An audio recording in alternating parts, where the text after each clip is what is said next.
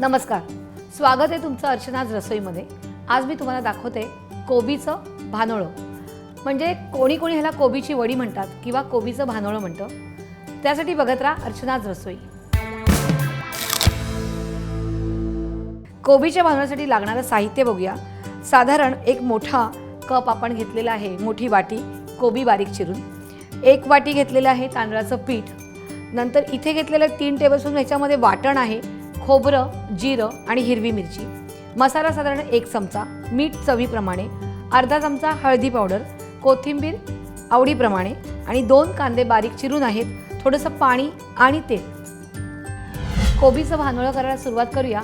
सर्वात प्रथम आपल्याला काय करायचं आहे, एका बाउलमध्ये सगळं मिक्स करायचं आहे। तर आपण कोबी घेऊया, तर कांदा घेतला आपण इकडे,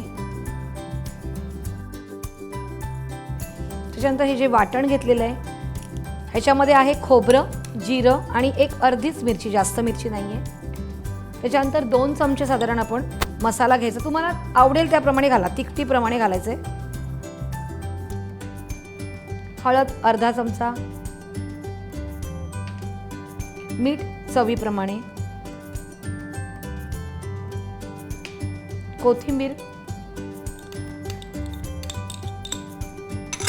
आणि चण्याचं पीठ साधारण 1 कप किंवा थोडं वाटल्यास कमी थोडंसं घातलं तरीही चालेल। थोडंसं तेल घालायचं याच्यामध्ये, 1 चमचा आणि लागेल तेवढं पाणी, म्हणजे एकदम पातळी नाही करायचं आणि एकदम घट्टही नाही करायचं। आणि हे व्यवस्थित आपल्याला कुस्करून घ्यायचंय।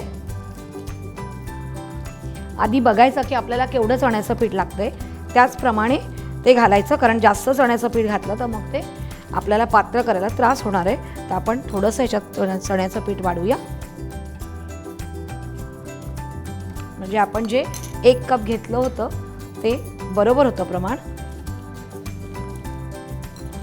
असं व्यवस्थित मिक्स करायचं आहे। हे मिक्स करता करता आपण काय करूया, एकीकडे तेल थोडंसं गरम करून घेऊया। साधारण 1 चमचा आपण तेल घालतोय। सगळं फ्राय पॅनला लावून घ्यायचंय।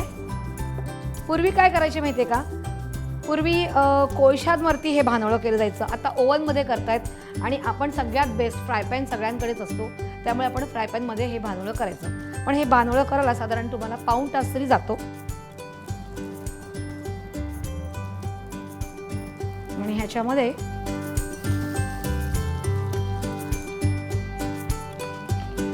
अशा प्रकारे हे व्यवस्थित लावून घ्यायचे। आणि कोणी कोणी काय करतं, खाली तवा ठेवायचा गॅसवरती आणि तवा ठेवून त्याच्यावर फ्राय पॅन ठेवला तरीही चालतं, किंवा मग बारीक गॅस करून ठेवायचं आहे, कारण आपल्याला हे सगळं बारीक गॅसवर करायचं आहे।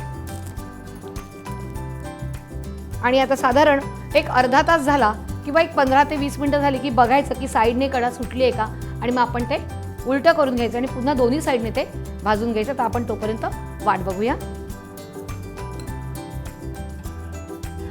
आता आपण एका साईडचं हे भानोळं झालेलं आहे, तर आपण काय करूया, एका प्लेटवर घेऊन ते उलटं करूया।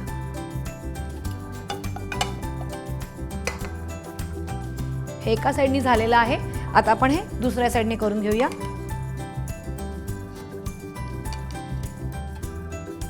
आणि पुन्हा आपण हे करायला ठेवणार आहोत। आता पुन्हा एक 10 मिनिटं आपण करून घेऊया हे, तोपर्यंत आपण 10 मिनिटं वाट बघूया। पाहुणे आले की काय आपल्याला सुचत नाही की काय करावं, अशा वेळेला काय करायचं, कोबीचं भानोळं। तुम्ही काय केलं, सबस्क्राईब केलं इंडिया फूड नेटवर्कवर। तुमच्याकडे खूप छान छान रेसिपीज आहेत, कंजूसपणा न करता मला लवकरात लवकर फीडबॅक द्या, आणि त्यासाठी बघत राहा अर्चनाज रसोई।